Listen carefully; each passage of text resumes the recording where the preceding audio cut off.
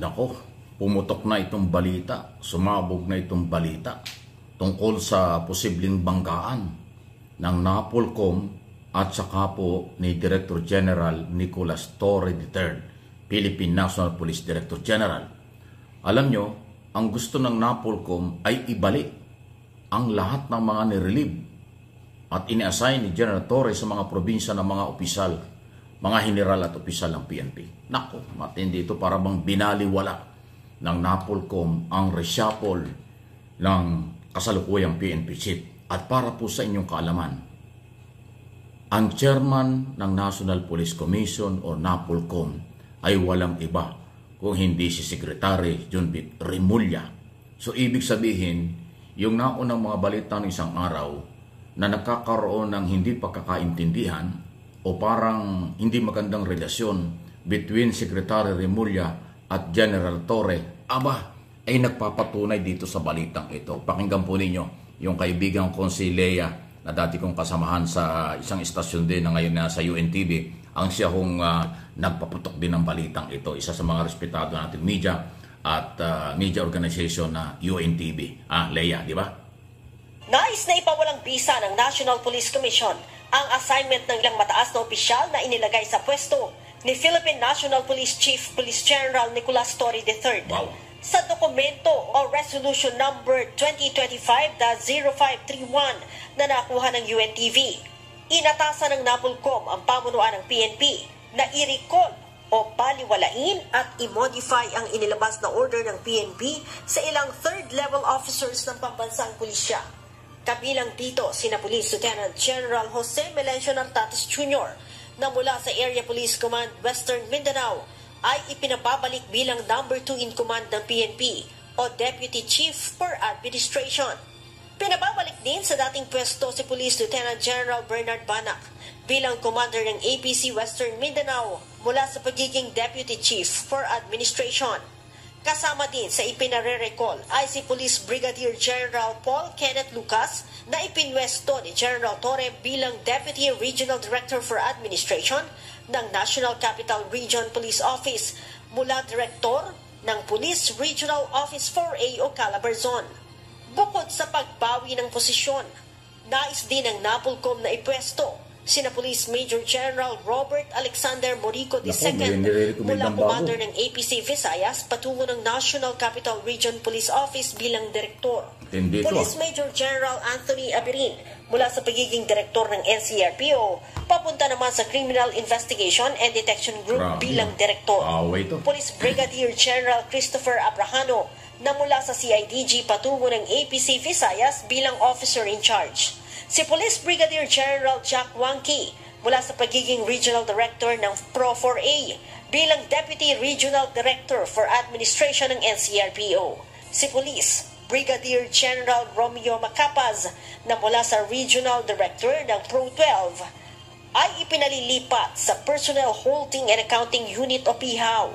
Mula sa pagiging XO ng APC Visayas, nais ng NAPOLCOM na gawing Regional Director ng Pro-12 si Brigadier General Arnold Argente.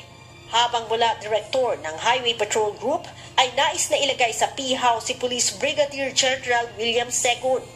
Si Police Colonel Hansel Marantan mula sa pagiging Acting Chief ng Peace Process and Development Center ng Office of the Chief PNP papunta sa Highway Patrol Group. Habang si Police Colonel Jonathan Abella mula PHAU ay gagawing Acting Director ng EOD-K9. Habang si Police Colonel Arnold Rosero naman mula sa pagiging Acting Director ng EOD-K9 ay magiging Deputy Director for Administration ng EOD-K9. Ayon sa NAPOLCOM, nasa kapangyarihan nila ang administrative control at operational supervision sa PNP. Marami naman ang Nako, ayan. Nakakatakot yung nangyayari yan. Banggaan po ito ng mga matataas na opisyalis sa Department of Interior and Local Government, NAPOLCOM at PNP Director General. Alam mo yung pagkahugan nangyayari dyan? Demoralization. Nadi-demoralize ang kawal at mga opisyal ng gobyerno. Isipin mo mula nung umupo si General Torre, kailan ba yan? Nung nakaraan lang di ba? Nagkaroon siya ng reshuffle kasi karapatan naman po ng PNP chief na maglagay siya ng mga taong kanyang pinagkakatiwalaan sa iba't ibang posisyon. Pero ngayon, kinukontra nitong NAPOLCOM at idiniin pa na silang mayroong control and supervision sa police. Totoo naman yun. Wow. May resolution. Hindi ho chismis, hindi ho fake news. May resolution na binabanggit doon sa balita na may ganyan desisyon ang NAPOLCOM. Ibalik ang mga inilipat ni General Torre. In other words, from day one na umupo si General Torre na ginawa niyang pagre-reshuffle sa mga general ng PNP, nireject, ayaw ng NAPOLCOM. At sa halip, nagrekomenda pa sila ng mga taong dapat ilagay.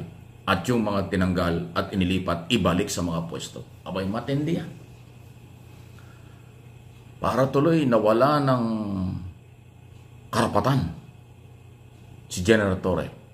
Kung ganyan lang din po ang nangyayari, di para palang lumalabas na wala silang tiwala sa mga desisyon at ginagawa ni General Torre. Di ba dapat full support sila kay General Torre dahil pinagkatiwalaan ito ng ating Pangulong Bongbong Marcos. Naipakita naman ni General Torre yung kanyang yung katatagan ng kanyang paninindigan noong hinuli etong si Kibulok at si Digong. Naipakita niya na yung leadership niya diyan Ba't ba ayaw niya na lang na magtiwala? 'Di ba? Tignan niyo muna kung ano ang magiging resulta ng kanyang mga desisyon at ng kanyang mga pagtatalaga sa tauhan ng PNP. 'Di ba? Nasa kanya lahat ng kapangyarihan na 'yan dahil siya po ang ating PNP chief. 'Di ba? Ewan ko lang kung bakit ganyan medyo naguguluhan ako. Bakit may ganitong issue pagdating kay General Torre? Medyo medyo parang hindi to pangkaraniwan. Ngayon, ito yung naglalaro sa isipan ko Ewan ko bakit hindi ko ito matanggal sa isipan ko. Actually, ayoko sanang itapik ito, ayokong sabihin. Pero hindi kaya dahil ito sa may yung sa issue ng mga sabungero. Hindi kaya dahil dito yan sa issue ng mga sabungero na dahil nga sinasabi nitong si alias Totoy na merong makapangyarihan talaga na mastermind, maraming pera, maraming koneksyon. Kaya ngayon si General Torre dahil nga si General Torre ang kasi si IDG chief pa lang si General Torre ay nakipag-coordinate na sa kanila si alias Totoy. Nagkaroon ng lakas ng loob si alias Totoy na lumabas at isiwalat ang kanyang mga nalalaman dahil mismo kay General Torre. Ngayon, dahil nga si General Torre na ang ating PNP chief at gumugulong ang investigasyon dito po sa mga nawawalang sabungero, hindi kaya merong kumbaga parang alam niyo yung mga tao sa likuran na umiimpluwensya para si General Torre ay gipitin o kumbaga suwagin, kalabanin dahil nga po si General Torre ang naging dahilan ng pagkakalabas nitong si alias Totoy. Hindi kaya ganon? Ako naisip ko lang yan na baka po meron na kumikilos para mawala sa pwesto si General Torre. Niisip ko yung pinaka-worst. Para itong issue ng mga nawawalang sabungero ay matapos o hindi po mag-success si alias Totoy. Naisip ko lang kasi bakit gano'n parang merong tao na may ayaw kay General Torre. Malalaman natin yan kung sino yan. May malaking pagsubok po ito. Inuulit ko, hindi ko pinag-aaway pero yan po yung posisyon. Secretary ng DILG ang siya pong chairman ng National Police Commission. Imposibleng hindi alam ni Secretary Remulla itong resolusyong ito ng NAPOLCOM kasi siya ang chairman yan. Bago yan nilabas at bago yan pumutok yung balitang yan o bago ginawa yan, alam yan dapat ng chairman. Bakit niya pinayagan or bakit niya ginawa? Kung may gumawa nito, bakit niya inaproban? Kung siya naman ang nag-utos nito, anong ibig sabihin nito? Hindi kontento? Hindi sang-ayon? Si Secretary Remulla, ang immediate boss At dahil under ng PNP, o under ng DILG, ang PNP. Although ang boss ng ating ni Tory dyan ay si Pangulong Marcos, pero ang kanyang superior dyan ay ang NAPOLCOM chairman at secretary ng Department of Interior and Local Government. Antindi po nitong balitang ito. Parang nagbabagaan si Remulla at si Torre, General Torre at Secretary Remulla. Masakit yan kay General Torre nang lahat ng kanyang ini-assign, ni-reshuffle, pinababalik. At may recommendation pa kung sino ang mga dapat ilagay. Abay, parang inutil yung PNP chief pagka ganun. Yun ang parang gustong palabasin ng DILG, Secretary at Chairman. Kung ulitin ko, kung ito'y hindi alam ni Secretary Remulla, aba, ay napakalaking kalokohan niya. Kung alam niya naman yung resolution niya at hindi pwedeng alam kasi siya ang chairman, aba, ay tahasang pagkontra ito sa mga programa ng PNP chief. Aba, hindi po biro ito. Again, madidemoralize ang hanay ng PNP, mga opisyal at kawal. Pangalawa, baka maapektuhan ang mga programa. Kung yung mga komunita, mayroong 911 na pinatutupad nationwide na dapat in 5 minutes mabilis ang response ng polis sa pangailangan ng taong bayan. Kung ganyan na parang mayroong away sa loob, mayroong banggaan ng power, mayroong power struggle sa PNP between PNP chief at yung mga general at itong DILG secretary. May delikado yan. Secretary Remulla, ayusin mo ito. General Torre, ayusin mo ito. O Mr. President, baka po may masamang mangyari hindi ko karapat-dapat. Sayang yung talino, tapang at galing ni Torre kung hindi naman siya masusunod sa kung ano ang dapat gawin ng PNP. Dahil tahasang nakialam, dinidiktahan, sa aking opinion, dinidiktahan, pinakialaman ng NAPOLCOM ang trabaho ng PNP chief. Tama ba yun? Kayo na po mga mamamayang Pilipino ang bahalang mag-react sa isyong ito. Please like and share. Hindi birong balita po ito. Tama yun yung pakiusap ni Sir Mike Abe na makialam na sana dito ang ating Pangulo dahil kung meron pong gitgitan between DILG Secretary at PNP Chief, aba hindi po maganda to. Hindi natin alam kung sino yung mga tao na baka may naiinggit, baka may nasapawan, baka mayroong natapakan itong si General Torres sa kanyang ginagawang pagbabago dito sa PNP. Baka merong nayayabangan kay General Torre, nabubruskuhan, ngayon baka merong gustong magpasikat, hindi makapagpasikat kasi nasasapawan siya ni General Torre. Kasalanan pa ba ni General Torre kung magaling siya at ikaw hindi? 'Di ba? Sana maayos to ni DILG Secretary John Vic. Hindi pala si Boying, John Vic Remulla. Ayan. Sana maayos nila to kasi sa totoo lang po si General Torre wala nang dito wala nang question 'di ba? Kung bakit naging PNP chief, kung bakit pinagkakatiwalaan ng ating pangulo. 'Di ba kung meron silang pagkadisgusto sa mga desisyon ni General Torre, kausapin nila ng maayos, hindi ko kontrahin nila, 'di ba? Na sigurado naman ako kung meron mang gawin si General Torre na pagtatalaga o pag-reshuffle sa kanyang mga